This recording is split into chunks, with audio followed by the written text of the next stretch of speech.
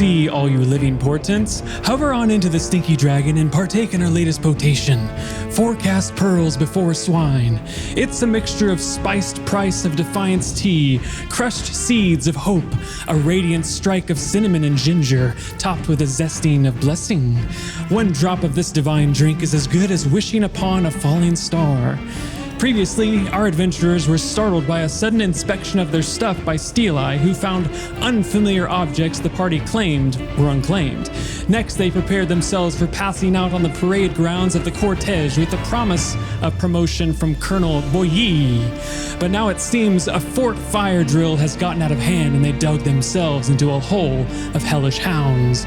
Grab a guzzler and let's get back to this gassy goss.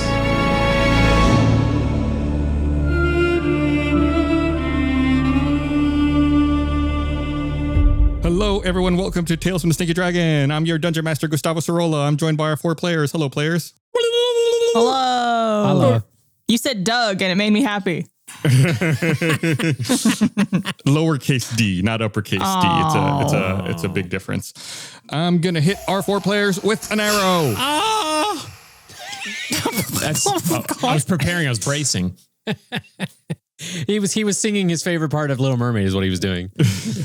If your character had access to a smart sending stone, aka a phone, what app would they use the most? And that was submitted to us by King of Cows. Ooh, that's a great question. I'm Chris Damaris, and I play Gunther, the level 3 Croakfolk fighter, which is basically a frog humanoid fighter, a frog boy. And Chris never goes first. Here comes the voice. I don't know, maybe. There are lots of apps that I like to use. One I like, it aggregates news articles and all sorts of different things. It's called Ribbit. Is this a real app? Is this a real app? No, it's a play on Reddit. Oh. Wow. The best jokes are the ones you have to explain. Yeah. Yeah. You should have said Rebbit. Gunther's mom thinks he's funny, okay? Yeah. That was so good. I'm in such a good mood now. Does Gunther have like a side hustle doing app development on the side? Like Making enhancement suite? Yeah, making apps. No. He doesn't understand how the sending stone works, but he tries. You know, he has to get younger people to do it to help him. It's funny because it's a reference to Reddit, and you said like an aggregate of news and stuff like that, news articles. And for some reason, my brain doesn't equate Reddit to news, even though like that's where a ton of news is, and a lot of people use it for news. For me, it's just like silly pictures and Yeah, I guess it depends on how you use Reddit. Also, you mentioned that because of his age, he has to have the younger kids. How old is Gunther? I mean, you can't. Middle Chris, age. You can't just like shrug your shoulders. This is your character. Middle age. It's also an audio podcast. We can't hear a shrug. We can the hear this. shrug heard around the world. Middle-aged. It was like last week we were like, how do you spell it? He's like, I don't know. Evasive. Micah commented that the problem with Ribbit is there's too many trolls living on that app. That's good. All right, who's next? Sorry, I'm just still so thrown by Haven't got the answer. First Chris thing. I'll go. What does he say? Ooh, la, la. No. Audio podcast. Seeing Blaine turn his head to the side like as though. Shut up, John. It's me, Tolv. Oh, good morning, everybody. Good morning. Hello, Hello, Tolv. I am a level 3 orc barbarian, and if I had to take a application, I think I would use the Compass app or perhaps a Maps app. Because it's sometimes when you're out on the seas, you get a little lost, if there's like, you can't see the stars, and you need like, there's clouds in the way, you might need a little help with the directions. So that's God. me. I want Tolv to do my like voicemail message. Ooh la la, it's me, Barbara. Please leave a message after the beep. I was thinking it would be great to have a Tolv voice on your GPS, like telling you when to turn or what directions to take. Take a right on Sanderson. Good thing it would be Kyborg. You just sit up going in circles. Turn left. Go left. Oh, left. Go left. Take another left. Yeah, that'd be a great mode for a GPS. No right turns. If you're gonna go right, it's 3 lefts. It's Oh my God. Every trip takes you 3 times as long. Yeah. Hello, everyone. I'm Barbara Dunkelman, and I play Doug Boone, the level 3 Bugbear Artificer. Fun fact, I was doing some research on how to play like an Artificer just because I know so little about it. Mm-hmm. And there was this one person who was adamant about how it's pronounced Artificer. Artificer? And I kept listening to it. Like and now artificial? I don't even know like what the reasoning was, why he was saying it was pronounced Artificer.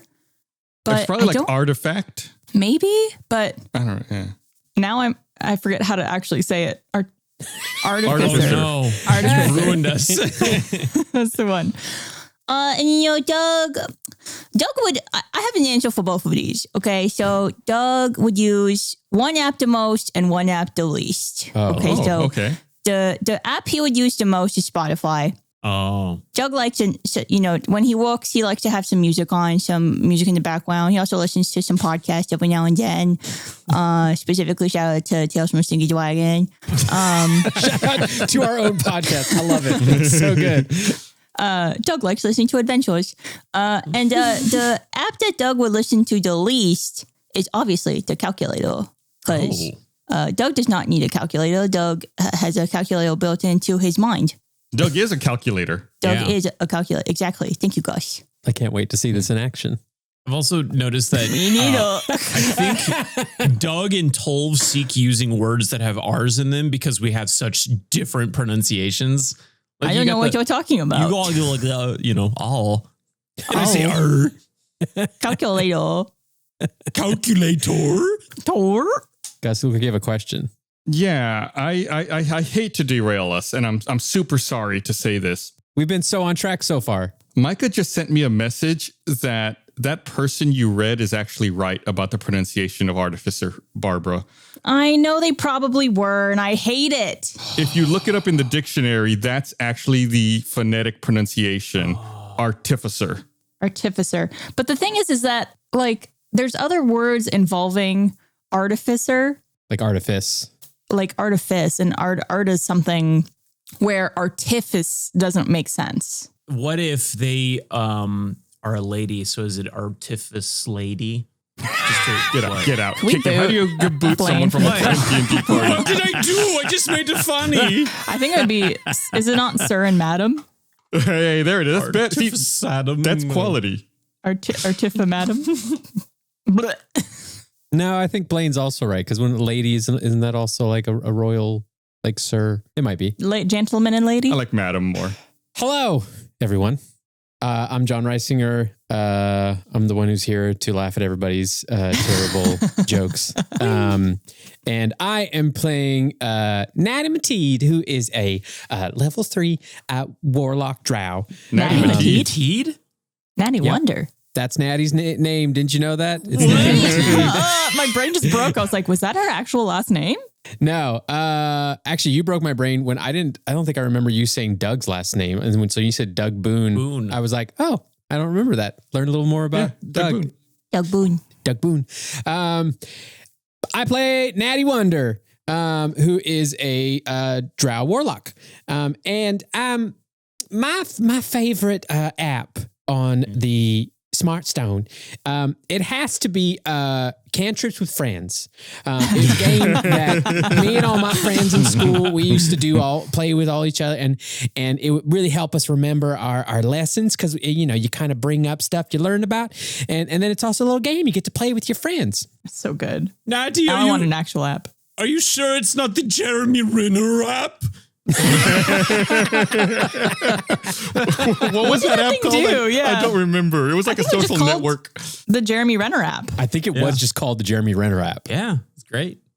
And now I'm sad it doesn't exist anymore. I think we need the Jeremy Renner app again. Jeremy Renner official. Rest in peace, Jeremy Renner. app, not to Jeremy Renner. I believe he is still alive. He's still alive.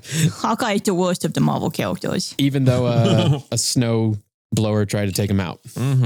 The one thing I was going to say is I don't know, maybe I'm wrong. I don't know if we got Gunther's level in class. I know he introduced himself as middle-aged, but I don't know if we got the rest of the details. That's his class, middle age. Level 3 fighter. Yeah, he said fighter. Oh, you did? Okay. What's Gunther's last name? You not know. Oh, He can't stop. He can't stop. I think Chris legitimately hasn't thought of a last name I for don't him know yet. because we just had a conversation in a second wind we recorded I was going to say yesterday. the same thing. Where Chris was like, I don't want to be mysterious anymore. I want to tell people stuff. And then he, Well, I didn't say I have a last name. Ooh. Go But on. you're not saying it? but Tolv is asking it right now. We also don't know Tolv's last name. I don't have a last name. You're like Madonna. Yeah, Madonna, me and her. Except for I'm less mean. Apparently she was mean. Oh. Yeah. We'll use Beyonce as an example instead. Okay. Although she does have a last name. It's Knowles. Yeah, but no one ever says that. Tolv Knowles. What was your most used app, Doug? I'm just noting all of these. Spotify. That's right, Spotify. We were looking at the pronunciation of Artificer when you said that, so I just wanted to make sure I've got it all straight here. By the way, I'm going to keep saying Artificer. I'm not going to say Artificer just because it breaks my brain. I'm 46 years old. Oh. I'm firmly set in my wrong ways. Like I think that's what happens when you get old. You just refuse to accept new things, and you refuse to accept that you're wrong, and you become a cranky person because nobody agrees with you anymore. Oh my God. Gus, you were like my age when I met you. I need a moment. Yeah, someday we'll be that age. It'll happen to you. I think Gus was like 27 when I first met him. Yeah. It's wild. Yeah. I was young once, a long time ago. All right. Natty, you finally managed to punch a hole in the ground. And you see that there's a small cavern beneath. And when you look down, you see... This is a cat, so help me God. Always find a way to find a cat for John. You look down to see a pair of eyes glaring back at you with a vicious scarlet glow. Flames ignite the cavern, and you're suddenly staring at 3 blazing red hounds that bound out from the hole onto the surface with a thud. As they bare their fangs and growl, your training floods back into your minds with the name of these fiery fiends, daemongrels. What? GG. What? GG, Natty. Good one. Let's go ahead and kick off this episode by everyone rolling initiative for me. Okay. 8 for Natty. 16. 17. 12. Kind of sounds like Tolv. Is that fun? it does. It does. Maybe that's your last name. 12. Oh. It's 12 o'clock. So in the order, we have Doug with 17, Gunther with 16, Tolv with 12, Natty with 8, and the daemongrels will act on 7. Other than Natty, we're all above with the buckets of water, right? I'm not down. I'm not below. Correct. Yeah, and Natty had not dropped down. Natty had just Oh. started digging. I think, and you Eldritch Blast, if I recall properly, to maybe open up some of the dirt.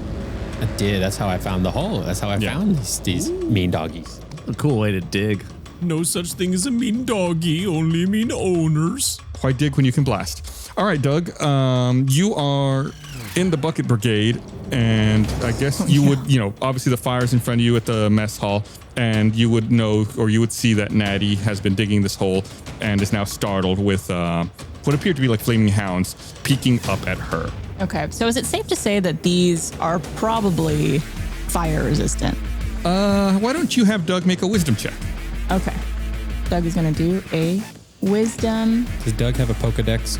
Yeah, do not send out the Bulbasaur. Send out the That's Skirtle. 20 for a 23. Good lord.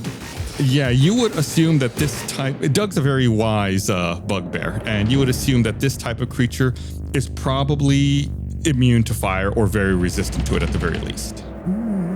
Okay. And how far away am I from like the nearest creature? Where you are over to where Natty is, she probably only walked about 15 feet away to start digging. Okay. Could I try to shoot my crossbow at the one closest to Natty? Sure. There's one that's head is barely peeking out above the ground, and you can take aim at that one. Whack a mongrel. I want to take aim at that one. Right between the eyes, or whatever type of vision Nice. things it has. Shoot your shot. Oh, gosh. That's a 6. Just a 6. You can't add anything on that? Well, she rolled a 2 and added 4. Yeah, I rolled a 2. Yeah. I don't have any sort of inspiration die or like reroll feat. Okay. Oh, well. I think you're so shocked, Doug, that there's actual combat. You pull your weapon out and fumble with it a little bit, and you're a little shaky when you let your shot fly, and it flies Doug. wide. Doug, maybe next time you shoot your crossbow, you keep your eyes open. Oh, well, yeah, at least I didn't shoot you in the face, Natty, okay? No, That it's could have just a been little real tip. bad. I noticed you winced when you're doing like violence, and I get that. So maybe open your eyes. Okay, I'll try next time. It's funny you say that, because I was going to say the shot flies wide, and then Priestess Chess has to duck to avoid getting hit by the crossbow bolt. Okay, oops. And then question for you, DMs, since I'm still so new to this. Yeah. The ability of Thank you, Blaine. The ability of magical tinkering. Is that an action? Is that something I have to do not in combat? Is that a bonus action? So magical tinkering, I'm going to read what it says for everyone here. You can imbue a tiny non-magical object with a magical property of your choice. 5-foot radius light, recorded message up to 6 seconds long, emits odor or non-verbal sound, static visual effect including up to 25 words of text. You can affect a maximum of 4 objects at a time. And that is an action.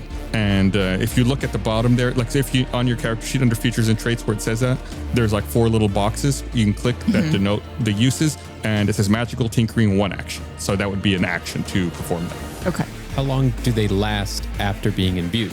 I think it depends on what I imbue it with. So I imagine every long rest. So that's just kind of the summary description. The longer description says that the chosen property lasts indefinitely.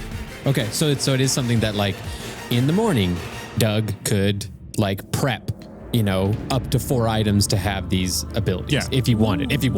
Yes. Okay. But you can only ever have 4 at a time. It's not like you can make 4 new ones every day. So how do you undo it? I guess you use it. Yeah, you would use it if it gets expended or if it's broken, or if you just choose to like remove the effect so you can put it on another one.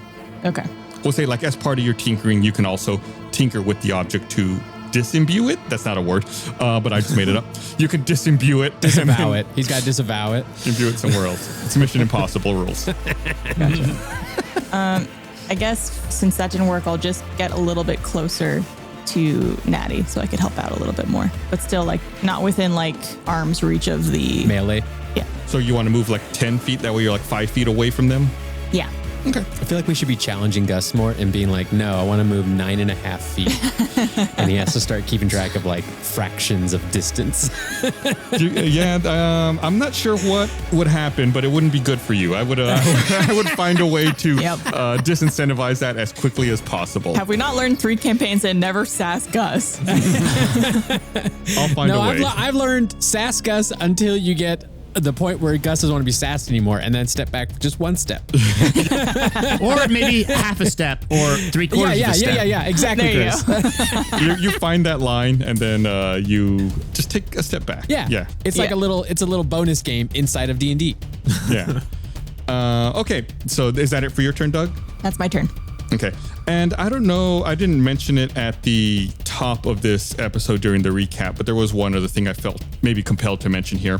At the end of the previous episode as well, I believe you all made you all roll a perception check, and some of you noticed that Colonel Boye was walking over to the barracks. Yeah. Thank you for that reminder. And that's not what's on the mess hall's on fire. Correct. Mess hall's on fire. Barracks is where All of bunks our are. items were and stuff. all the items were. Yeah. I thought what's his name took him, the drill sergeant. He took the contraband, but your footlockers and the beds and all the other stuff is there. Drill Sergeant Steele, I just took your contraband You said there was a hammer over the door. with a plaque. Wasn't that important? Didn't someone say a hammer was important? I thought one of us found some type of hammer in our as contraband. Yeah. Why doesn't everyone make me a wisdom check? Okay. Oh, good roll. 7. 3. No modifier. I have +0. 15. 16. the wisest barbarian of them all. I need to get all my bad rolls out of the way.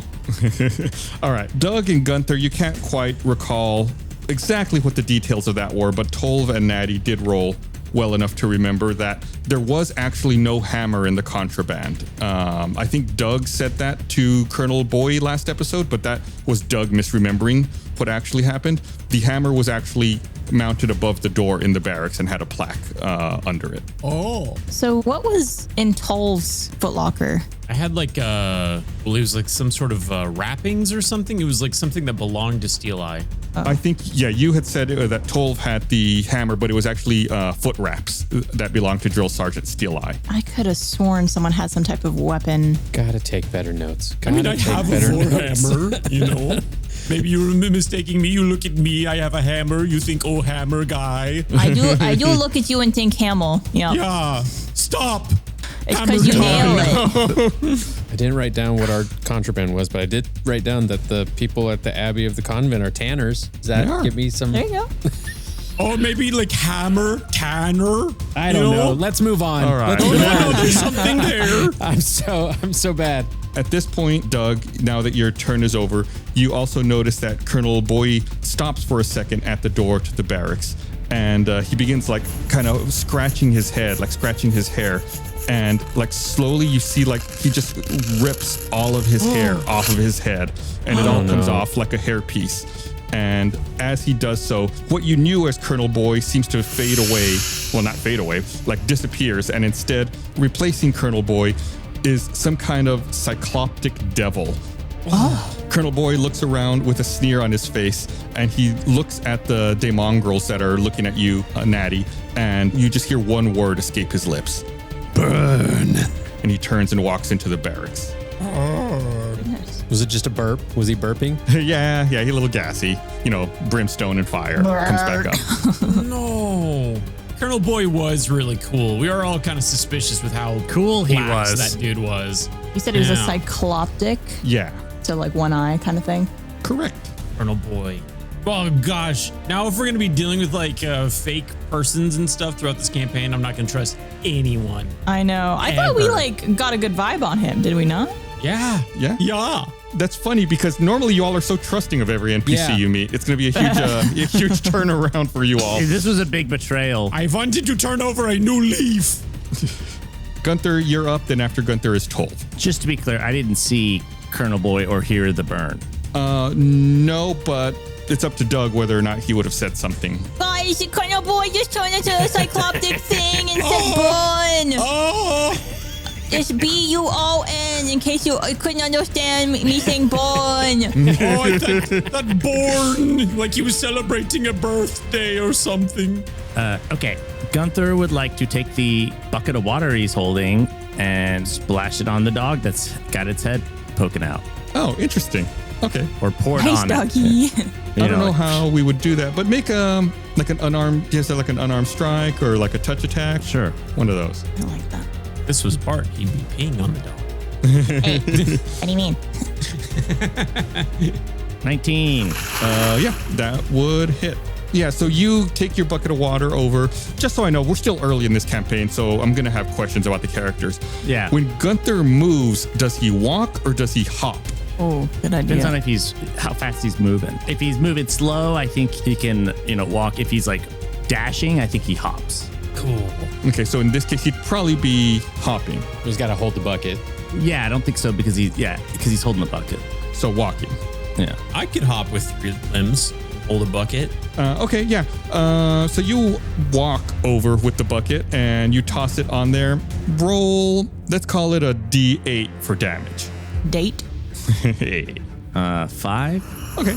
Yeah, you upend the bucket on top of the daemongrel's head, and it very quickly starts dousing the fire, and steam emanates everywhere, kind of surrounding you, the daemongrels, and Natty, and rising up a bit.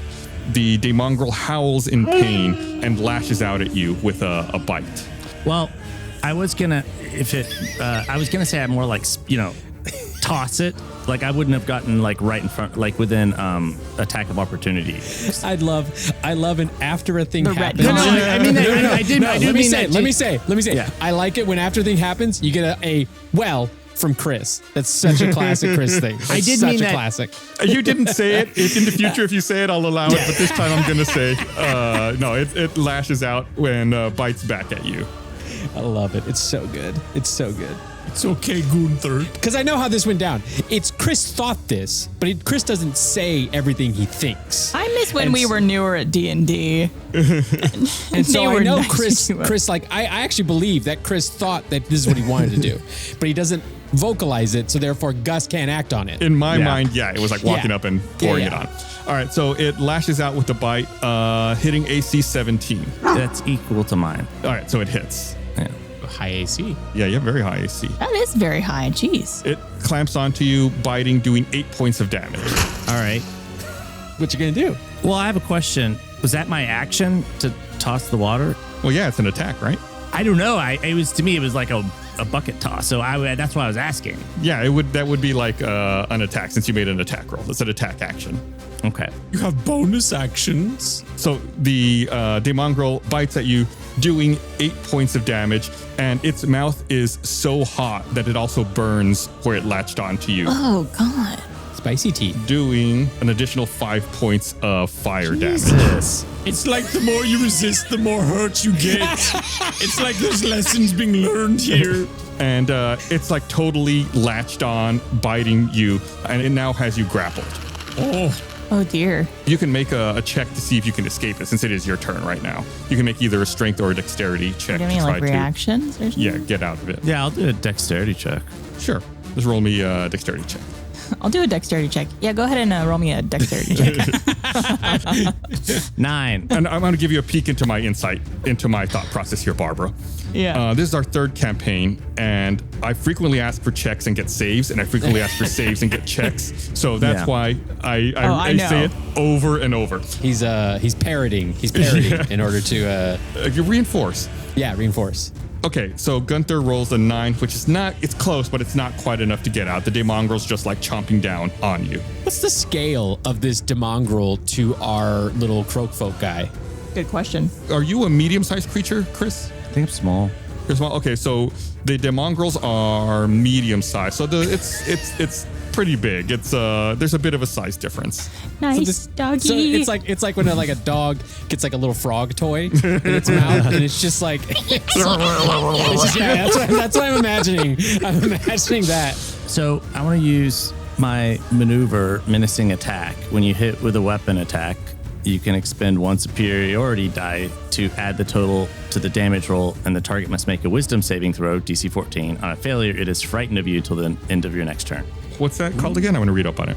Menacing attack. Superiority die? Menacing. Yeah, superiority die. So even though the bucket is not a weapon, you were using it as a weapon in this case, right? Since you were attacking with it. So yeah, we'll say, it's not, I think normally it wouldn't work, but I think in this case, the way you were using it, sure, why not? It's a weapon attack.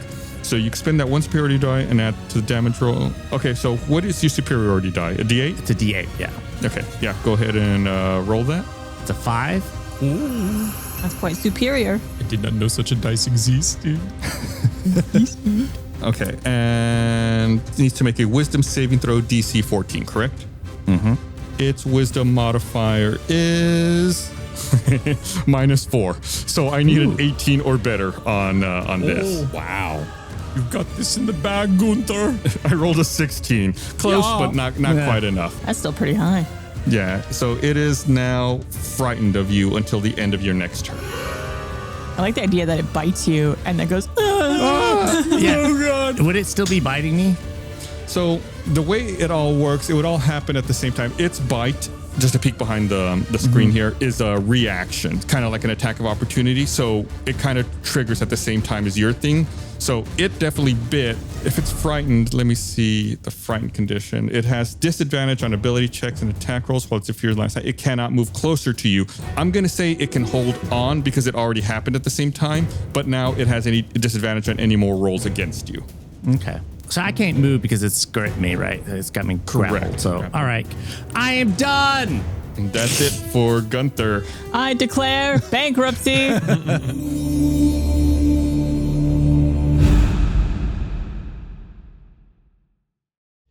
Hey, it's me, Blaine, your favorite little guy, your favorite little podcaster, and I'm here to talk about other little guys that you can make with Hero Forge. That's right, Hero Forge offers fully customizable tabletop miniatures with dozens of fantasy species and thousands of parts to choose from.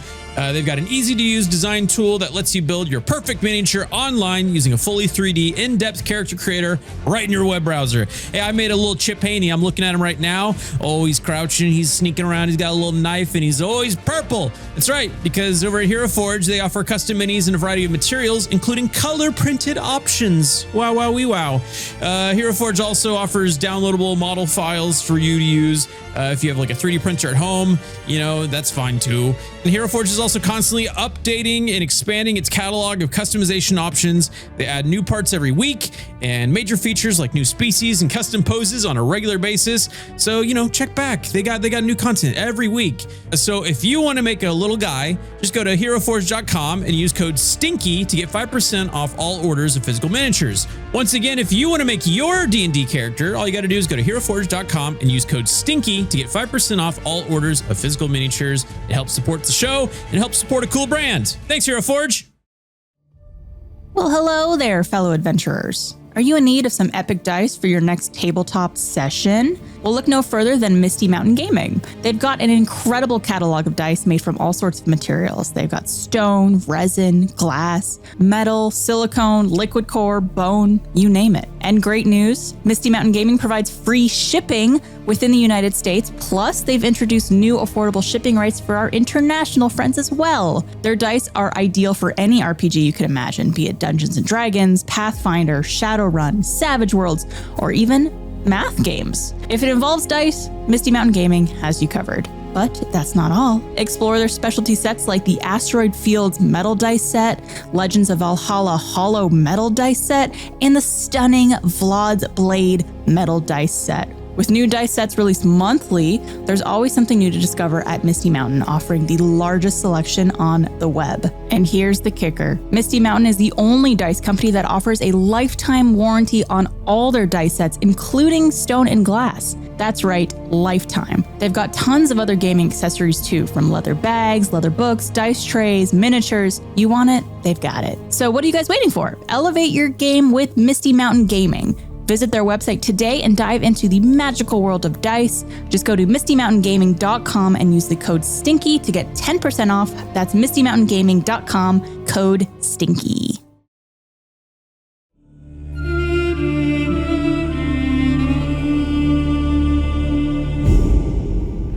Up next is Tolv, then Natty, then the daemongrels. Tolv, go for it. Okay, so we have the guy that's biting Gunther. Is there anybody else out right now? So there are a total of 3 daemongrels. Only one of them is kind of like partially emerging, and that's the one that's engaged with Gunther at the moment. There are 2 more you can see kind of in the hole that's been blasted open below there, but they're not fully emerged yet. Okay. Just cover the hole with your giant body. It's a great Mr. idea. President! Just take one for the team. Yeah, it's like a grenade on the ground. Just jump on it to save your team. Okay, first order of business, I am going to disengage my shield because I want to do 2-handed attacks. Okay, and I'm going to take my No, I'm going to rage. There he goes. When you say disengage your shield, you mean like store it? Yeah. Okay, got it. Yeah, and then I'm going to rage. How again? Ooh, spooky, so scary, everyone very intimidated. And then I'm going to take my Warhammer and I'm going to whack-a-mole. Yeah. Who are you going to start with? Are you going to start with the one that's chomping on Gunther, or are you going to start with another one that has not been damaged yet? I'm going to ask this, and if you want to give me some grace, I'd appreciate it, because I'm so rusty at D&D, guys. It's been so long. If I were to attack that guy, you're not going to, like, include Gunther in the attack, right? No. You would be able to attack him without endangering Gunther. Okay, so then I'm going to attack the one that's attacking Gunther. Okay. Get him off my friend's butt. What do you say? No frog legs served in this restaurant. I rolled. Oh my God, that's a 24. Believe it or not, that's a hit. Yeah, it's a crazy hit. And then I'm going to use the bludgeoning. Oh, chow. Also, this thing called Storm Aura. It's a 10-foot aura effect when you start your rage and as a bonus action on each of your turns. When activated, one creature of your choice in your aura takes lightning damage. So the way that I read this and the way this would work is I think this would happen before your attack. So if you wanted this to hit the creature that's biting Gunther, you could. Or you could have it hit something else and then have your melee attack actually hit the one that is attacking Gunther. Are the other little dudes in the hole, are they in my range? Are they in my aura? If you stepped up, yes. I said they were about 15 feet away. So if you took like a 5-foot step and then raged, then yeah, they would all be in range. Got it. It's one creature. Okay, then I will use my aura on the guy that's chomping on Frog. Okay, so it needs to make a dexterity saving throw, DC 13. And its dex check is -1. So I need a 14 or better. Yeah. That is a 13, which is a failure. So it takes the full amount of lightning damage. Okay, so I'm going to roll my D6. It's a 2. Not a lot. Yeah, you rage and like a small amount of storm clouds come in over you, starts crackling, and Tolv asks, do you know what happens to a daemongrel when it gets struck by lightning? No, for the record, canonically, Tolv. No, you know what? Yes, and. Just like everything else. It gets electrocuted, whatever Halle Berry's line was. Should use that line on Gunther. No! That daemongrel gets zapped with electricity, seizes up, and then falls over, its flame extinguished. Gunther is no longer grappled. Whee! Which means that your attack on that one doesn't need to happen. You can target one of the other ones with that attack if you wanted to, because now you would run up and then do your Warhammer attack. Okay, and then I will whack-a-mole. Yeah, and we can use that same roll you already did. That's fine. Yeah, I mean, I figured. You hit another one that's in the hole. So yeah, the one that's biting Gunther gets zapped with electricity, falls down. So then another daemongrel pops its head up, ready to emerge. And just as it does, Tolv shows up to whack-a-mole and hits it over the head, doing 4 points of damage. It'd be 6 because I got the +2 from the rage. You are correct. 6 points of damage. Attention. All right. Is there anything else you can do there, Tolv? Has it already emerged from the hole, or has it gone back down? I say its head is like popping up, and that's when you hit it. Okay. It's like a Diglett. Yes. I'm just gonna throw this because I think it'd be a funny visual. It's not gonna happen, but not. You know what? Never mind. Yeah, I'm just gonna stand at ready by that hole. Maybe a distant enough so that I can't get like a surprise attack thing. You know, like within like 5 feet of it. I don't know. I wanted to put my shield on the hole. I thought that would be funny. I mean, that might help. But I think it's too many actions. I think Gus would say no. Yeah, bonus action for the rage and then the attack. Yeah. We're getting a little much. That's fine. But you stand there at the ready. Okay. That's Tolv. Natty, you're up. Okay. Is the steam like that came off of that one daemongrel, is it still like surrounding us or is it dissipated? It's starting to dissipate, but this is all happening very quickly at the same time, so it's still there. Okay, that's fine. Natty's standing there and is taking account of everything that's happening, and then all of a sudden, Natty's hand starts kind of like twitching and vibrating, kind of like on its own, and kind of like shaking like out away from her a little bit. And Natty takes an eye at it and goes, "Uh-oh, looks like someone wants to come out to play." What? Out from Natty's ring pops a little creature. What does it look like? What is it? Give me 1 second. I have to look up the name because it's a weird name. Did you not name it yourself? No, the name of the creature, type of creature. Gotcha. We got Natty lore dropping. Yeah. Got through basic training and I'm just now meeting this little guy or girl. Out pops out a little closet. Ooh. Oh, did it come out of the closet? Inspiration die. Yeah, you can have my inspiration die. That's so good. That's you can so have good. mine. That's the easy way to remember it now. Yeah, Natty goes, all right. You can have some fun. Go on. And this little creature lunges at the daemongrel that Tolv was fighting. Okay. I just looked up a quasit and they are perfect balance of horrifying and cute. I can't explain. Actually, I should describe this little quasit. I'll Please introduce do. you to him later. But he's actually a little shorter than a regular quasit. He's kind of got like a little portly belly a little bit, and he's a little smaller than the typical quasit. For those who aren't super familiar with quasits, what's a typical quasit size? They're like demonic-looking little like gremlins. They almost look like gremlins, like the actual gremlins that the Mogwai turn into in Gremlins. And that size is about appropriate? They're tiny fiends. That's what their actual designation is. And so he like lets out a little scream of delight and does a claw action on the daemongrel, and I will roll for that. Does he sound like Salacious Crumb? It just kind of, yeah. it looks like a cross between Salacious Crumb and the Gremlins. It does. Yeah. The little guy rolls a 14 on attack. Wow. That hits. You know what it reminds me of, Gus? Yeah. What? That episode, Treehouse of Horrors from The Simpsons, where there's like the little creature on the school bus. Yeah, that's totally what it looks like. Yeah. I gotta start watching Simpsons to get all your guys' reference. When you guys talk about The Simpsons, it's like you dip into a different language, and I'm like, I don't know what they're talking about. Just right over my head every single time.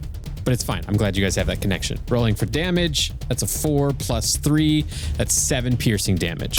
And the target must succeed on a DC 10 Constitution saving throw or take some poison damage. No, it doesn't because it's dead. Oh. I thought that was going to be like, they're immune to poison. Shut up, John. Your quasit emerges, lashes out at the daemongrel, and just like I picture it's like it begins clawing at its face, and it just doesn't stop over and over until the daemongrel falls over or falls back into the hole, unmoving. And it's making sounds that you can only ascertain are like delight and joy. How do those sound like? That does sound like a lot of delight. And Natty turns to him and goes, "You're such a good boy. Look what you did. Look what you did. That's a good little boy." Does it have a name? It does. Are we allowed to know yet, or is that TBD? I'll introduce you after combat. Okay. Because I want Natty to introduce it to you guys. Didn't always bring your closet to work day. And that is my turn. Okay, it is now the daemongrel's turn. There's only one of them left. It does not like how this combat is going. Its friends have all been killed as soon as they pop their head out. This one has not popped its head out. It's going to try to run away through the underground passage. Oh. Anyone who's there in melee range can take an attack of opportunity, which would be Doug, Tolv, and Natty. And the quasit. And the quasit. Wait, would I not be? I'm sorry, I said Doug. I meant Gunther. I'm still learning your names. I'm getting your names wrong. That's what I thought, but I didn't. Gunther, Tolv, and Natty. I looked at the screen. I looked at you, Chris, and I said Doug, which is obviously wrong. It's funny because you did that last one. I think you talked about it on Second Wind for last episode about how you accidentally did that, and then you just went with it. I just rolled with it. I pretended like it's what I meant. Yeah, no, it's Gunther, Tolv, and Natty. I rolled a 14 for a Warhammer. 21. Wow. Quasit did not hit. That was a 9. Okay. And then Natty can do an unarmed strike. Is that what it would be? Yeah, or if you have a weapon you can use, you can do that too. It's up to you. I don't have a weapon. Or if you have another quasit up your sleeve. Shush. 17 on a hit. Nice. See, all of those hit. So everyone roll your damage. 8. I did 7. 1. It'd be 16 total if you're counting all of them up. Look at that math go. Thank you, Doug. Doug with the calculations. See what I tell you guys? No calculator needed. And what did the quasit roll to hit? 9, so it didn't hit. No, that actually does hit. Oh, it does? Yeah. Dang, these things ain't got nothing on them. Yeah, go ahead and roll the damage on that. That would be 6 piercing damage. So a total of 22 points of damage. 22 points. See, Doug does not need the calculator to figure that out. We already covered that. Yeah. Okay, yeah. The daemongrel kind of turns around to try to run away, and like all at once, the three of you and the quasit all like hit it at the same time, and it just explodes into bits and is no more. They're somehow still trying to impress Colonel Boy, who's not actually Colonel Boy. Yeah. No. Well, he still might be Colonel Boy. So we're out of combat? Yeah. At this point, you all look around at each other with, a sense of satisfaction. You just, handled some combat. The mess hall is still on fire, but, you've at least stopped the daemongrels for now. And as you look around with a sense of satisfaction, the cycloptic daemon walks back out from the barracks, the one who you previously knew as Colonel Boy. Is he holding anything? Yeah, he does have something in his hand. He looks around at you four and sees, the daemongrels have been dispatched. And you see in his hand, he has a hammer. Uh-oh. Told you. The daemongrels are of no matter. I have what I came for. The claw hammer. That was a bad rhyme. You should workshop that if that was your intention. Oh, that's not very nice. Why would you say that? Attack me, bro. I'm raging. Come on, you know you want to. Look at me. Ooh, hit the 12. Come on. Enter combat. Let's go. We'll say he thinks about it. He looks at Tolv and really gives it a thought. Oh, come on. Roll for persuasion. Yeah, make an intimidation check. Ooh. Let's see. Got +3 to that. This could be good. 13. Yeah, his eyes fixate on you. Yeah, that's true. It's true. He said I. He said I. Yeah. His eye fixates on you. And a cloud of smoke begins crackling over your head, Tolv. Uh-oh. This is not the clouds you summoned. Make me a wisdom saving throw. Oh no. 7. Oh no, 12. You suddenly become really frightened by this gaze, and you feel like you can't hide anything. And all your deepest, darkest secrets are laid bare before this demon, and you feel like you can only tell the truth, and there's nothing you can do to stop it. Okay, carry on. Never mind. I'll see you later. Please leave. Go. The creature jumps forward and hisses at you all, wielding the hammer. Can Natty turn to the chest lady? Yeah. Is this normal? Is this like a thing he does? Priestess Chest is running away. She's trying to hide. I'm gonna take that as a no. She's just sprinting for cover. The creature jumps forward. Instead of using the hammer that's in his hand, he pulls out a mallet and takes a swing at Tolv with that. All according to plan. I have a quick question while this is happening. Go ahead. So obviously, like, we encountered Colonel Boy, or who we thought was Colonel Boy earlier. Is it clearly that like this is the same Colonel Boy that took off his skin or whatever he did to turn into this creature, or is there another Colonel Boy somewhere in this vicinity that we could see and someone else was disguised as him?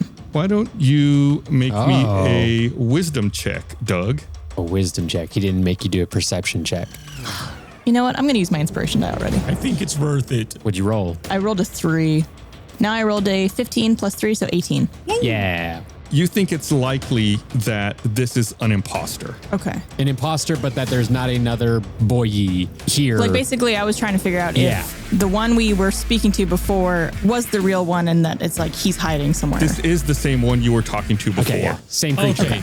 That helps, yeah. Yeah. No, I think that's actually helpful to discern. Okay. And also based on his wording, a Colonel Boy exists. Yes, That's just not here. Yeah. Yes. Yeah, because this was an imposter, yeah. Yeah. So the demon takes a swing, rolls a 17. That meets. Yeah, but he's got a plus with his weapon, +5, that's a 22. Oh, that hits. That's a good hit. He hits with his mallet, doing It's going to be bludgeoning damage. You're fine.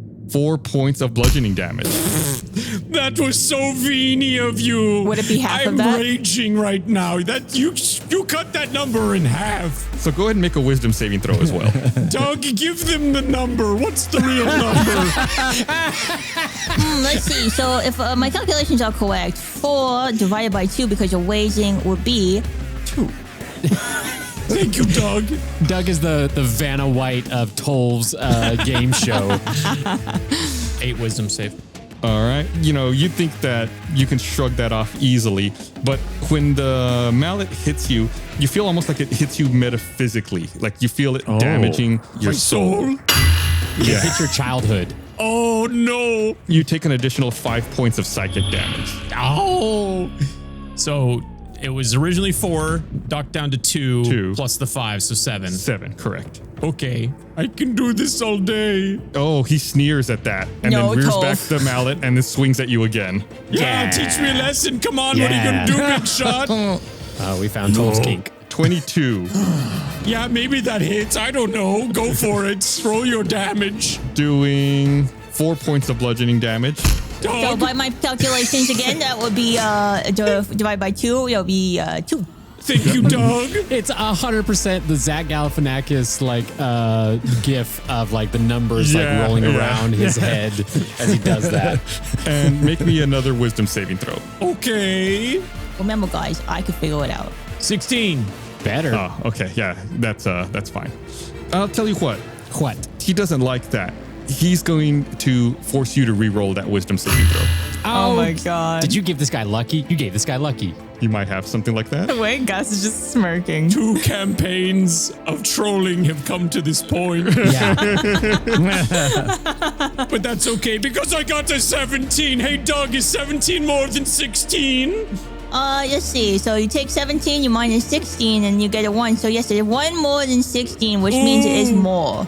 Take it. How many charges of lucky did Kyborg get? Like 3. I think, on a good day, unless he used them on other things. He liked to use them on dumb things just to make a point, right? Yeah. He's gonna do Why it. don't you re-roll that again? Oh, God, dude. Come on. Oh, no. Oh, that's a nat 20, Doug. I don't know Doug, whose what does team that I'm mean? on. I don't know whose team I'm on because I do like that Blaine is thwarting this, but I also love how much Gus has like bulldog bitten into this. All right. Well, guess what? He's got one more. Yeah, do it. I need to go one more. Let it ride. You want to do one more? One more go. time. Let's go for it. Come on. I can roll one more. Yeah, you got this, Tolv. 12. Yes. All right. That's a failure. You take an additional All 4? 8 points of psychic damage. Okay, so the 8 plus the bludgeoning, so 10 damage. Booger's like up. He's like, what's going on? Feel the electricity in the room. I'm gonna remember this. Oh, that is satisfying. I see why you did that now. Yeah, this demon looks at you, Tolv, straight in the eye, your eyes, and says, Justice has been served. Oh. You can't. What is this? Have we heard that before? and with that, he jumps into the hole that the daemongrels were in. Tolv dips his head into the hole like, that was the lamest line. So stupid. I don't like you. You and I have created the opposite of a friendship. And I hate you now. And I don't use that word often, but I hate you.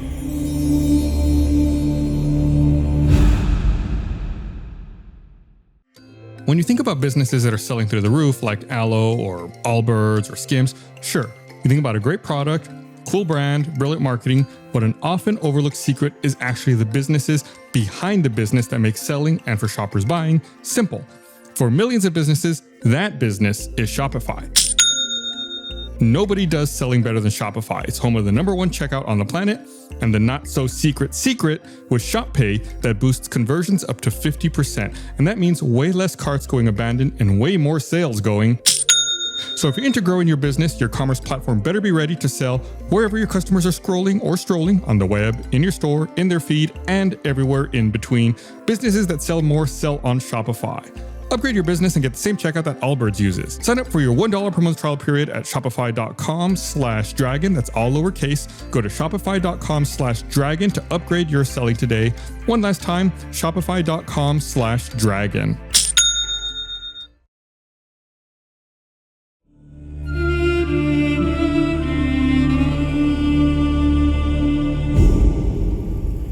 Does Doug remember if we've heard someone say that before?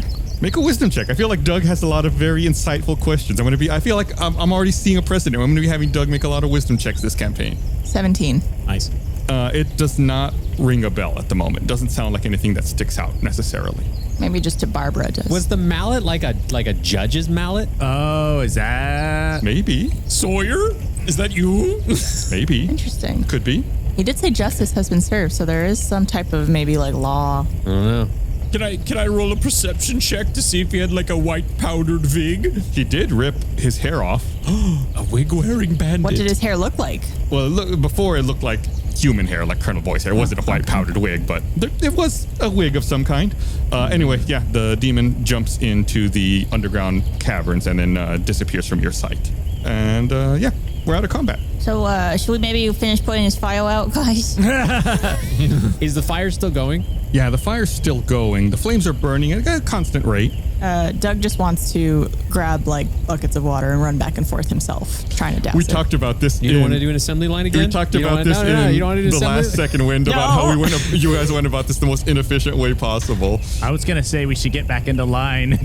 Really inefficient. And we talked about in the episode how it was you that started that idea. Because in that second when you mentioned that the way when you do the line, You have to make 4 checks to get 1 successful bucket instead of 4 checks for 4 buckets. Anyway, I'm learning. Yes, Doug, you start getting some water and you begin putting the fire out, trying to get it under control.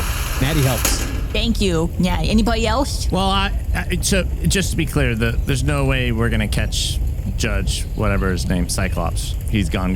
You could go into the underground passage if you want. You can try to help Doug and Natty put out the fire. You can go anywhere. You're still in the courtyard here, yeah? Yeah, you're your own man. Then I guess I would at least hop down and see if how far away he is. Like if I could see him. Sure. Within that turn. Sure. Toll, what do you want to do? Definitely don't want to go down the hole. I want to put out these fires. Okay, so you also grab a bucket and start putting out the fire. Yeah. The 3 of you, pretty quickly, you're able to get the fire under control, running back and forth with your buckets of water. Gunther, you hop down and look into the caverns.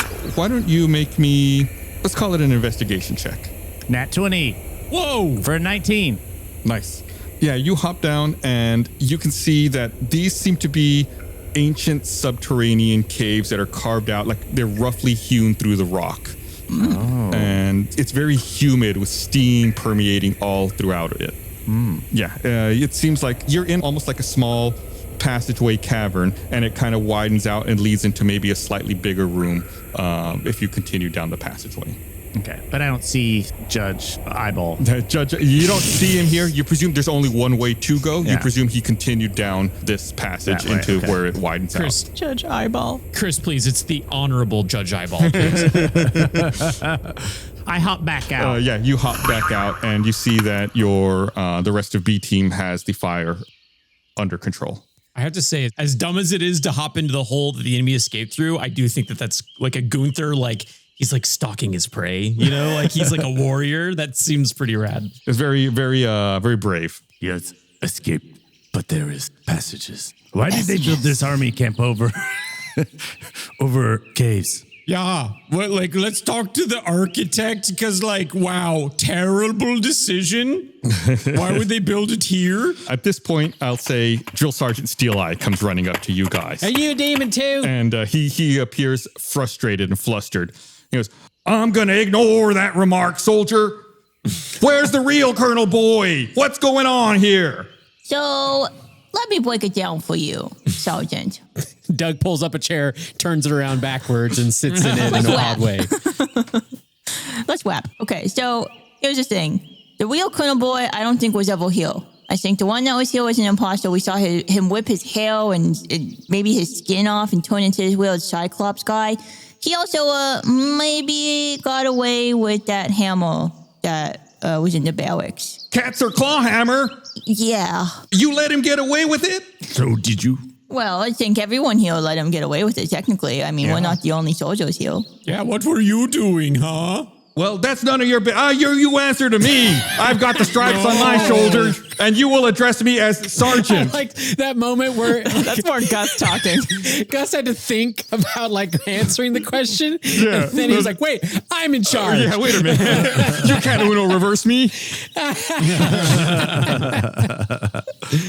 So, is that hammer, is it important? That hammer is a relic from a pivotal battle of old fought in these grasslands from the Cornish Crusade. You gotta say that word again. Cornish, like Cornish ham? Cornish bird? Cordage!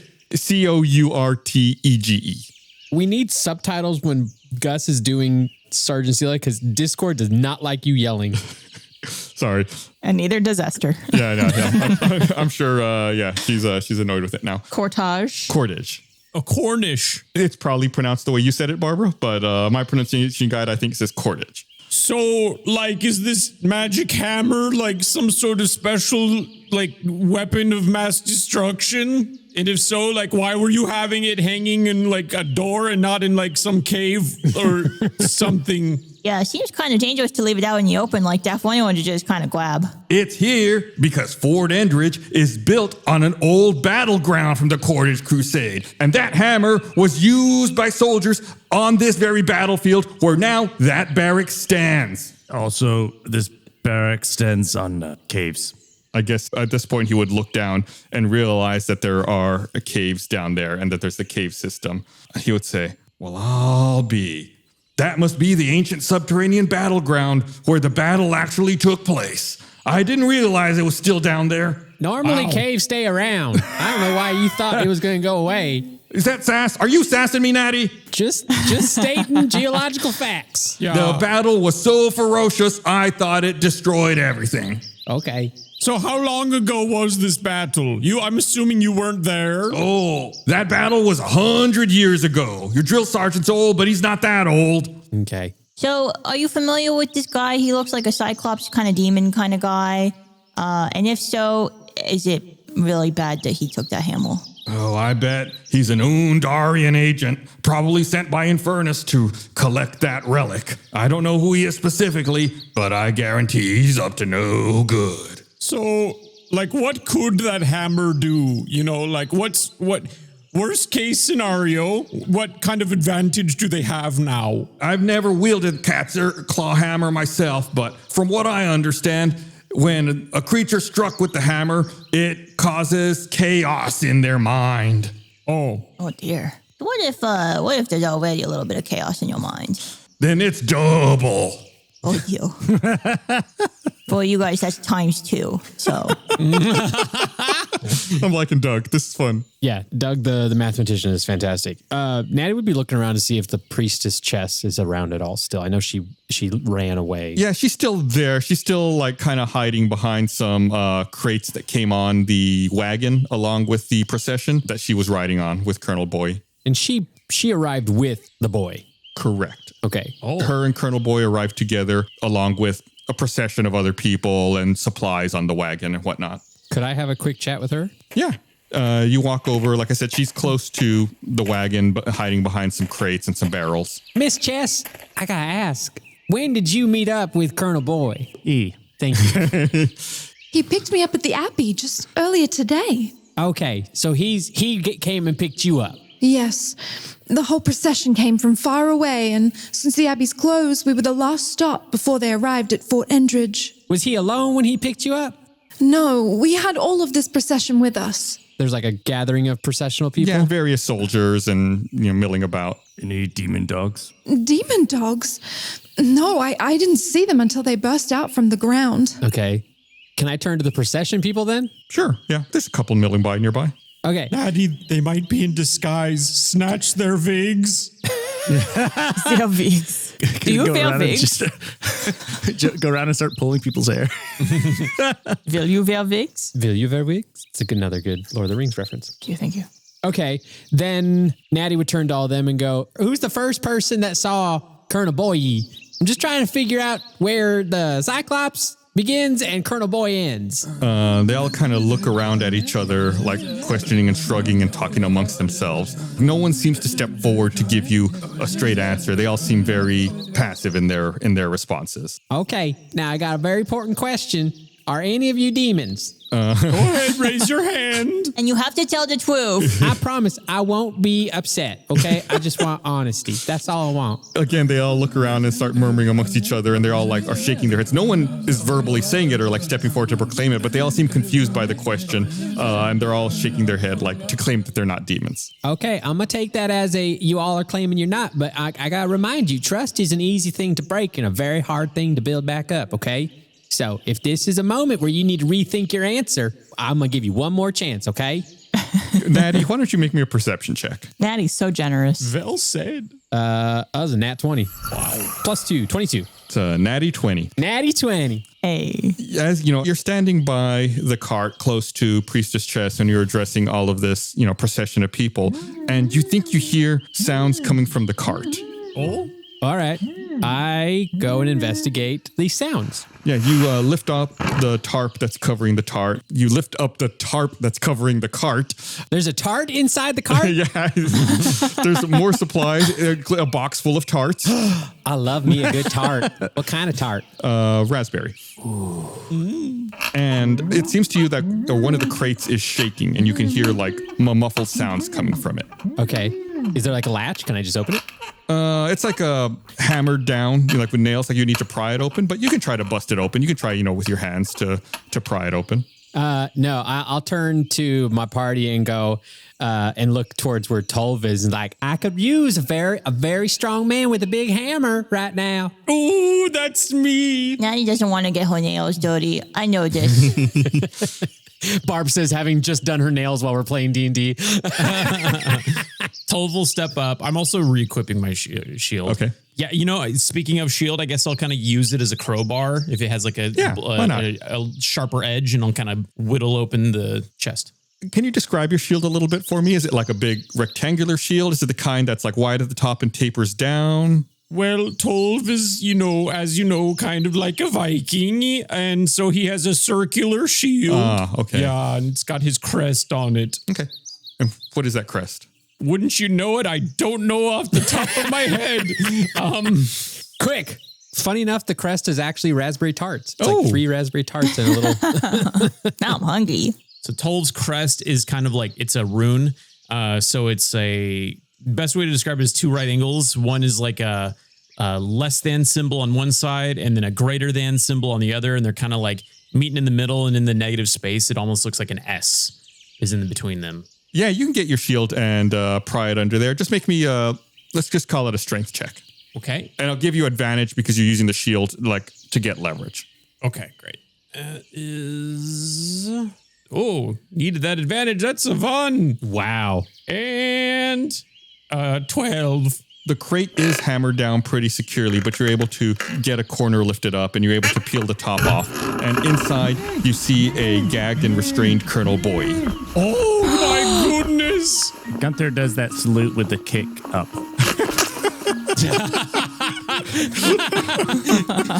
That's amazing. That's great. I like to think that when Gunther does that kick, he's so flexible because he's like a frog creature that his sticky foot like hits the side of his head and then stays. So he's like saluting from 2 sides, one with his hand, the other side with his foot.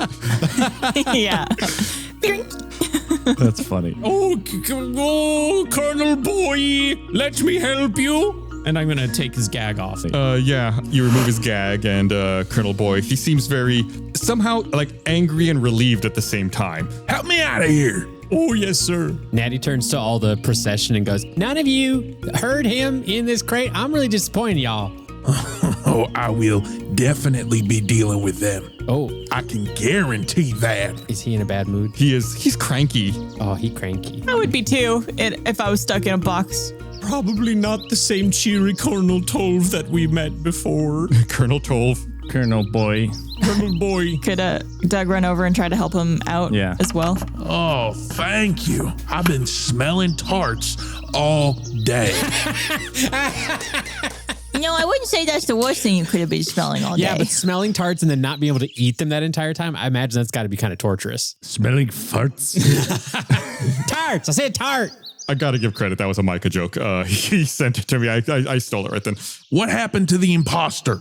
Where's the magistrate? What's a magistrate? He's a devil with one eye. He captured me and put me in this box. Oh, so he is a judge-like dude. Oh, you've seen him? That was John. Oh. If you'll notice, John talks in a Californian deep voice. Dude. You said it was a magistrate? Yeah. Yeah, so like that guy was dressed as you, very convincing, okay? So don't get mad because I think you would have been fooled. You would have been like, what the heck is this, some kind of a mirror? Anywho, he stole a big hammer and ran away underground and started some fires, but we put out the fires. You're welcome. You stopped the fire from spreading? Yeah. Oh, that's good. And where exactly did he go underground? Hole. He went to there. The well-known battlefield caves. I saw in person Blaine pointed, so I'll assume that Tolv pointed as well to the hole, and Colonel Boy's eyes follow where you're pointing and looks. That must be the old battleground. Yeah, and he took that hammer as well that we had in the barracks, which I hear was bad news bears. Yeah. Did he have any reinforcements, or was he just by himself? I don't know. He had some daemongrels. Oh, daemongrels. What happened to them? We killed them. They're dead now, At least 3 of them. Yeah. I see. But like while you're here, because he snuck past us and he might have reinforcements, can you look at your dudes and make sure they're not his dudes, Because they were being really weird and kind of, evasive to us. So maybe they'll listen to you. Could I do something real quick before he answers? Sure. So as Doug is helping him up, I think Doug is going to just like gently tug on his hair.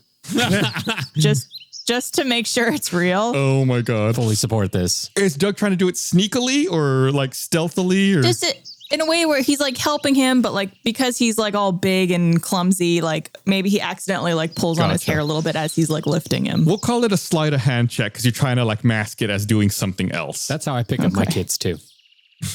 Check the hair. Yeah. 18. Oh, ow. You do it and you give Colonel Boy's hair a bit of a tug stealthily, and it does not seem to move. It seems to be firmly attached to his head. He kind of like yelps a little bit. Goes, ow. Oh, sorry, that's called the Doug tug. The Doug? I assume you're Doug? I'm Doug. Yeah, that was I was just trying to help. Sorry, a little clumsy here. Okay. Doug Bug Tug.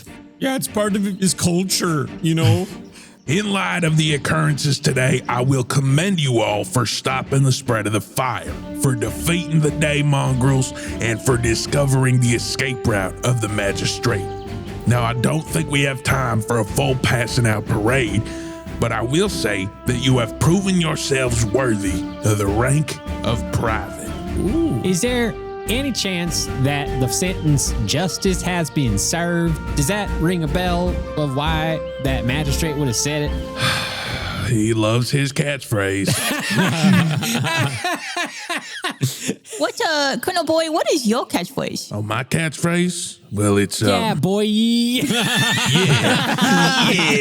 boy. Yeah. Micah slacked the same thing at the exact same moment you said it. Yeah, boy. I hereby promote the 4 of you in Brutaliteam to the rank of private. Congratulations. Oh, wow. Guys, we did it. Group hug. Ooh, Private Wonder sounds good. I don't think any other team has maybe gone about getting their, Passing out. private in this kind of capacity, but good job, team. I'll take it. All right. Roll for high five. We'll call it a performance check. Okay. Oh, no. 17 from Natty. Also 17. I rolled a nat 1. 14. Oh, no. That tracks. I think you all plan your high five too high, and Gunther's not able to get up there. So Gunther kind of tries to do the high five, but for you guys, it's a high five. For him, it's a high five. Slaps Tolv and he's in the not able crotch. to get all the way up there. Yeah. And as he slaps Tolv in the crotch, Private Lassick walks up, salutes Colonel Boy, and says, "Allow me to introduce myself, sir. I'm Private Lassick. If you'd like some actual, skilled, real privates to take care of this, we'd be happy to jump into the caverns and pursue the magistrate for you, sir." Wow. Natty turns to Lassie and goes, "Honey, you got a little something on your nose. You got a little something right there on your nose." Get him, Natty. Lassick just kind of doesn't turn his head and just turns his eyes to look at you, but tries to keep his eyes focused on Colonel Boy. Natty wets her like thumb and goes, "I'll get it for you. I'll get it for you, okay?" Natty, I don't see anything on his nose either. I'll explain it to you later, Doug. Hey, Private Lassick, where were you when the camp was being attacked? You were like not here. Were you like doing something else in the mess hall, perhaps? A-Team was providing medical aid to the victims of the fire and the attack, Blah, blah, blah, whatever, dude. securing the perimeter of Fort Enridge to prevent any further incursions by the enemy. Colonel Boy sees that y'all are, kind of going back and forth with each other, and he thinks for a moment and says, Well, there's strength in numbers. Maybe both squads, A-Team and B-Team, should be up to the task of pursuing the magistrate and returning the claw hammer. Yes, sir. Oh no, we gotta take these guys with us. I mean, I think that's a good idea. Don't you guys? This is John saying, "Oh no, we have to take these guys with us." Natty would just be like, And this is both more the Doug merrier. and Barbara. More the merrier. Yeah, like anyone have any healing potions or anything, short rest, magic food, I don't know. Private Lassick says, Take all the time you want, Tolv. A-Team will go out and scout ahead and clear the area for you. and he runs back to the rest of A-Team, and they begin gathering their equipment together and proceeding down into the cavern. I sprint to the hole. I beat them to the hole. We're gonna find A-Team as like a bunch of corpses, aren't we? Do you have any big fur burns? I've been burned. Oh, he's being for real. I thought he was like setting up a big diss or something. I thought so too. No. I was waiting for the ultimate insult. No, our poor frogman, he's actually burned. And very hurt. So no one has anything for Gunther? I'm asking for like the whole army camp, right? I mean, there's all a bunch of people around and there's a bunch of supplies. Seeing you guys discuss it, Colonel Boy watches and inquires. Which one of you is assigned medic in your squad? I probably, I guess, would be me, maybe. My little closet raises his hand. Well, Doug, maybe you should take care of your frog friend here and make sure he gets the medical care he needs. Could I cast Cure Wounds on Gunther? Sure. Oh, we do have a healer. I didn't know you actually had healing. How much? You get 10 points of healing. Can I also get like heals? I can go to someplace else in the camp. I don't want to like burn through all of your spell slots or whatever. The little closet hears that and he goes over and he just like picks up dirt and starts just packing against your body. Oh, thank you, Quasit. Oh, dear. By the way, Natty, what is this little fella's name? Oh, this is my son. A baby boy? Ooh. His whole name is a mouthful. It's actually Mr. Gigglesworth, the harbinger of the great end, immortal keeper of souls, blood harvester of darkness, and generally just a good boy. Is there something perhaps for short we could call him? I just call him Giggy. Oh, Giggy. Giggy, come here, give your Uncle Tolv a hug. Oh no, I have to roll a dice now. Oh, no. Why? He's going to hurt you. Yeah, he attacks Tolv. Oh no. I really need heals. How much damage do I take? He rolls a 19 on a claw attack. I have armor class of 19, but I guess that meets, so you still get the attack. Yeah, and he does 5 points of piercing Okay, damage. all right. So now we know consent, you know. Tolv, that means he likes you. Oh, great. So happy. Do we have time for a little bit of a short rest or something? Giggy looks tired. But we're in pursuit. We're in pursuit, right? Well, they're going to go scout ahead. So Yeah. oh, we're letting them do that? Oh, yeah. A-team's already in the cavern. So if you guys want to take a short rest, that's up to you. I think, let's take advantage of this, you know? A-team wants to really prove something, so, let's let them scout ahead for us. Yeah. Sure. Short rest. Yeah. Where do y'all want to do that? Do you want to go do that in the barracks, out here, by the hole? I'll say in the barracks. We do have Probably beds in in the there. The barracks that just got infiltrated, yeah. Yeah, you walk back into the barracks and the hammer that was hanging above the door is gone. But yeah, you can go in there and unwind. is anything else missing? Make a investigation check. 17. You look around and it doesn't seem like anything else is missing. Okay. Well, time to, I guess, call it a day. Oh, we're taking a long rest? I mean, Take a little nap. I don't know. I only need a little one. Yeah. what do we have time for? Well, however much time we want to take. It's up to us. Well, yeah, I thought y'all were taking a short rest. I mean, you tell me. I thought short rest. Take a short rest. Do a short rest. All right, yeah, all of you can take a short rest. I don't need it. I don't take it. I guess like spell slots aren't, it's less long rest, right? Depends on your class, but yes. Or if we find magic food. As you all are taking your rest, Drill Sergeant Steel Eye bursts into the barracks. Why are you guys sleeping on the job? Oh, no. A-team's already ahead of you. You've been given a mission by Colonel Boy. Go! How do we snooze this alarm clock? You accidentally hit him on the Did he do this before or after our teammates get the effects of a short rest? After the effects of the short rest. Sorry, Colonel. We were just really making sure we were mentally and physically prepared. Go! Yeah. Because, sleep is the most important part of your health. We were debriefing about the, last engagement with the enemy encounter. Yeah, that's exactly. Cole said it exactly like that.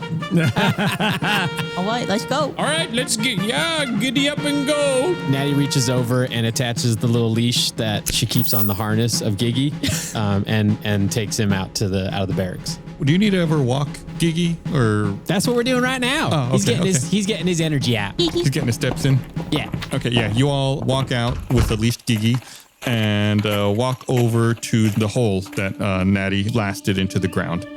What order do y'all want to hop down there in? I'll take lead. Oh, I was going to say, I'm the barbarian. I can do that if you want. But yeah, go ahead. It seems like Giggy's probably going to get their scent or something. All right, who's after Natty? I'll go next. Gunther? All right. I'll be last. I'll go third. I just don't want anybody, if I get stuck, I don't want anyone getting stuck behind me. Let's just say Because that. of your size. Yeah. I got you. You all hop down, and it's, Gunther, it's just like you saw before, where it's like kind of a small chasm here that then widens out into what appears to be a large room at the other end. As you get closer, stifling steam wafts from a vent in the floor of this cavernous chamber. But what stands out the most to you is the sound of water dripping down the metal bars of 6 iron cells.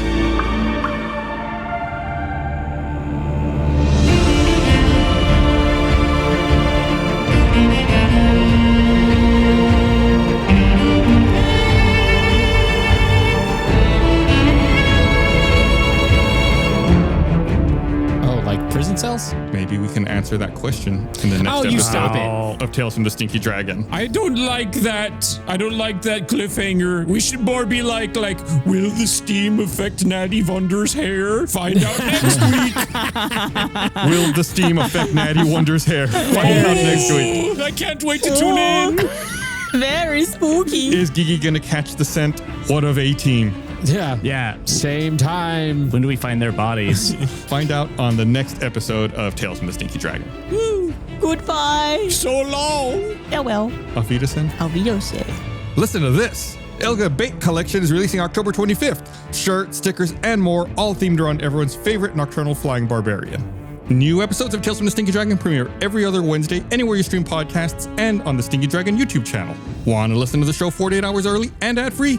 Become a patron at stinkydragonpod.com or become a member of Beacon at beacon.tv. Both memberships support the show and receive access to our exclusive bonus series Second Wind and a member-only Discord for their respective platform. Become a patron, you gain access to even more exclusive bonus content, Stinky Dragon community and Discord events, and you get your name shouted out, just like Trey, aka Cookie Monster 17, Kiri Gallo, or maybe Kiri Gaio, who knows? Alderon, Coding Entity, and _Echo_. These patrons directly support the show and get ad-free episodes, access to our patron-only Discord server, bonus content like Second Wind and Behind the Screen, and much more.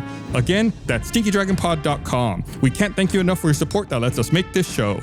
Listeners that interact with us on the Stinky Dragon Discord had NPCs named after them in this episode, like Private Classic Lassic, named after Dirk, voiced by Carrie Shawcross, at Carrie Shawcross on socials and Twitch. Colonel Jonathan Boyee, named after Jonathan Boyee, voiced by Armando Torres, at Mondo Does Stuff. Priestess Chess, named after Transient Day, voiced by Katie Ward, at Katie Ward. The Magistrate, named after David Katzer, voiced by Bruce Green, at Bruce Green on socials and Twitch. This week's arrow question was submitted by King of Cows. This episode of Tales from the Stinky Dragon was produced by Ben Ernst, written, edited, and composed by Micah Reisinger, with additional editing work by Catherine Arnold. Tune in next time for another thrilling episode of Tales from the Stinky Dragon.